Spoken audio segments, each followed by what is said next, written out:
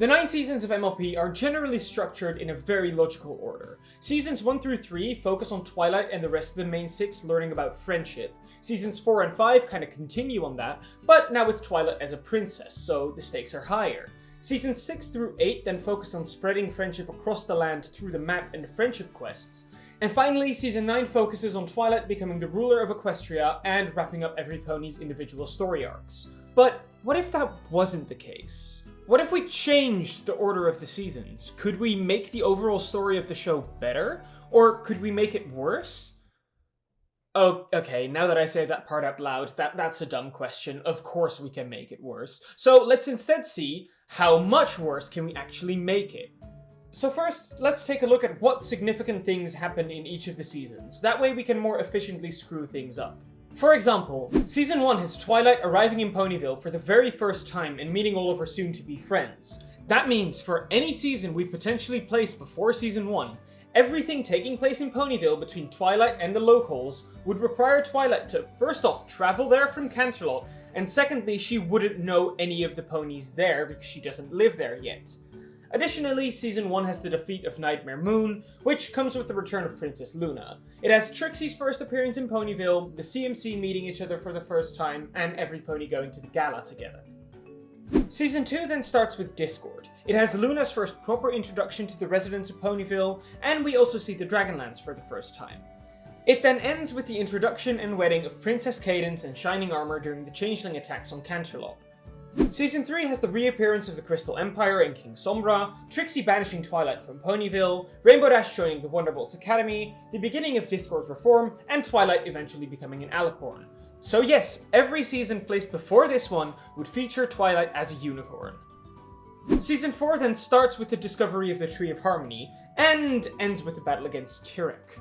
Yeah, Season 4 really did not have that many significant episodes in the big picture. And before you say it, no, that doesn't mean they're not good, they're amazing, they're just not very plot significant. Season 5 has the introduction to Starlight and her Komi village. It is Twilight reconciling with her old Canterlot friends she abandoned, Rarity finally opens up her boutique in Canterlot, the CMC get their cutie mark, and it ends with the whole time travel saga. Season 6 then begins with the birth of the child. Rainbow Dash then officially joins the Wonderbolts, followed by the introduction to Thorax, and then the reform of the Changeling Hive at the end. So that means, as another good example, if we put Season 6 before Season 2, the Changelings invading Canterlot during the wedding episode would have to be the reformed ones under Thorax's command. Season 7 then has... Wait, what does Season 7 have exactly? It starts with the graduation of Starlight, but I wouldn't say that's a particularly significant event, but I guess I'll add it just to have at least something. And then it ends with the Pony of Shadows, but more importantly, the reintroduction of the Pillars into Equestria. Season 8's opening and finale both center around the School of Friendship. Beyond that, we have Spike getting his wings and the Kirin being introduced. And really nothing else of significance happens, honestly. Then, the final season begins with Grogar, the kidnapping of Chrysalis, the escape of Tyrek and Cozy, and the revival of Sombra. It also has the marriage of Big Mac, and Twilight becoming the ruler of Equestria with the eventual final battle between the villains and, well, every creature. The last problem also exists, but since that's a whole single episode from a flashback perspective, it doesn't really have any impact on the main story itself. So, from the main order of the show, how are we going to shift these around to completely screw up the story? For starters, let's change the order of the big 3 points of the show. Twilight arriving in Ponyville, Twilight becoming an alicorn, and Twilight becoming the ruler of Equestria. The obvious play here would be to just reverse it. Start with Season 9, then Season 3 somewhere in the middle, and then end with Season 1. You couldn't get more chaotic than that, right?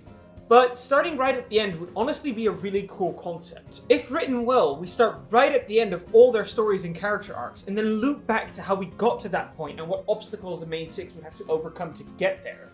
It would be weird and chaotic, sure, but I am confident that we can do worse another way. Instead, how about we start with Season 8? It begins with Twilight opening the School of Friendship, which doesn't sound all that bad at first. But remember, at this point in the story, Twilight has not yet discovered friendship at all, and she would be the same study-obsessed hermit that we see at the beginning of the very first episode. Having her start a school about friendship of all things sounds like a pure disaster waiting to happen. And fortunately, that is exactly what we're going for. So then, after starting with Season 8, what would be a good second season for our ruined version of the show?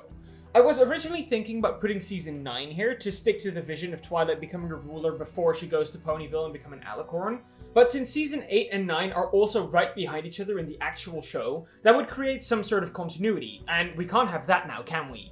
So let's keep looking. Season 1 and 3 are obviously off the table. I also don't like the idea of putting Season 5 so early, as the cutie mark map is used quite a lot in later seasons, so let's maybe get those out of the way first. I personally don't really see any objections against using Season 6 as our second one. It starts with the birth of Flurry Heart, during a point in our show where we haven't been introduced to Cadance, Shining Armor, and the entire Crystal Empire yet. That alone would already make this perfectly confusing for anyone watching the show for the first time. And then the season would end with the reform of the Changelings. And like I mentioned at the beginning, that means whenever we do end up getting to Season 2, the Changelings will be reformed and under Thorax's rule when they attack Canterlot, which once again checks all of my chaos boxes. Now for the next one, I do think it's time for Season 9. Starting off with Cozy Glow, Chrysalis, Tyrek and Sombra coming together in the opening. While we do already know Cozy and Chrysalis from the previous seasons, having Tyrek and Sombra there would ultimately still be very confusing. Additionally, none of the big storylines that close up in Season 9 were started in Season 6 or 8. There is the Last Crusade from the CMC that starts all the way back in Season 1. The Last Laugh with Cheese Sandwich starts in Season 4, She Talks to Angel has to do with the Animal Sanctuary being built in Season 7, Daring Doubt started all the way back in Season 2 with Read It and Weep, and finally, the Big Mac Question also started in Season 7 with Featherbangs in Starlight's Village. What I'm trying to say is, all the big episodes that wrap up major character and story arcs in the final season would make absolutely zero sense here. Not to mention the final reveal in the ending of the end that Grogar was Discord all along. Who in Celestia's name is Discord? We haven't gotten to Season 2 yet, so I haven't got a clue who this bipedal pony/goat/dragon thing is. This honestly feels like a perfect spot for Season 9. But then, where do you go from there? The story is finished, Twilight is now the Princess of Equestria, and it's up to us to make that as confusing as possible. We already established that we should wait a little with Season 5 until we've got all of the later ones out of the way. But we also don't want to do all of the later seasons first, as that'll just look like we're playing the show in reverse. So, funnily enough, I think our 4th season should be taken up by the original Season 4. The Season 4 opening is a pretty important one for the regular story, where you already know enough about the world to have somewhat of an idea of what's going on. But since our version has only had later seasons so far, the viewers will once again be left utterly confused. And then, towards the end of the season, we are finally introduced to Tyrek, who, as far as we know, got turned to stone in the big battle just 1 season ago, right? So how has he returned? I guess it's just a plot hole and no pony knows. So that leaves us with Seasons 1, 2, 3, 5, and 7. We want to avoid having continuity between them as much as possible, which already rules out Season 5 as being our next one. Season 1 obviously has some very important events happening in them, and will therefore always be confusing wherever you put it. But I don't think this is quite the right place yet. As in, I think it can cause more chaos later down the line. Meanwhile, Season 3 would kind of work here. Season 4 starts with Twilight trying to master her newfound power and eventually defeating Tyrek, which would then make it even weirder that the very next season she ends up becoming an alicorn for a much less significant reason, honestly. This is also kind of the only place I think Season 3 could work. It needs to be placed before Season 1 because of the pure confusion, and also before Season 2, otherwise we've already been introduced to Cadance and Shining Armor, which would then mean the Season 3 opening would actually make sense. So, the 5th season in our order is Season 3, which means the next 4 seasons will all feature Alicorn Twilight. And what will be the first episode right after Twilight becomes a princess? Well, the graduation of her pupil, of course. That pupil being Starlight, you know, the one we have yet to be formally introduced to as Season 5 has not yet happened. Yeah, that one. Besides that, Season 7 is honestly a pretty insignificant one. The Pony of Shadows has no impact on the overall story, and the Pillars returning to Equestria could have been a cool plot device, but it was just not used at all. At least in our story, we'll have 3 more seasons to potentially work with them. Our 7th season is a pretty easy pick, honestly. All the confusing events that should have happened before Season 2 already did at this point. For example, the first 2 episodes of the season focus on Discord, who has made some appearances as the good guy in every single season we've had prior to this. But then suddenly now he's evil and trying to cover the world in chaos?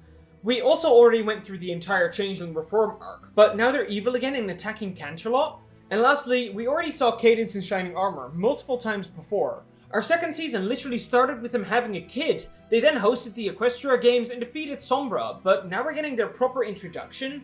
None of it would make any sense, which is absolutely perfect for us. The last 2 seasons aren't going to be that difficult to place either. After all, there's only 2 left.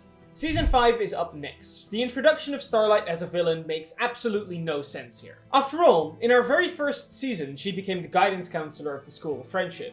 2 seasons later, she becomes the head mayor, and 3 more seasons later, she graduates as a Twilight student.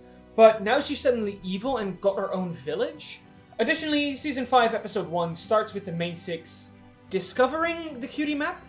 As I mentioned earlier in this video, Seasons 6 through 8 focus a lot on map quests. So going through those seasons without the proper introduction to the map is perfectly confusing. Then lastly, to no pony's surprise I imagine, after all these epic adventures of Twilight starting a school, then beginning to rule Equestria, getting her own castle, becoming an alicorn, saving Canterlot from a changeling takeover, and finally defeating a literal cult, what are the final steps on her journey? Be ordered by Princess Celestia to move to Ponyville to finally make some damn friends. Yeah, now that would have been a very cinematic way to end the video, wouldn't it? But you're not getting rid of me that easily. After all, I did say we were also going to try and shuffle the seasons around to make the show better.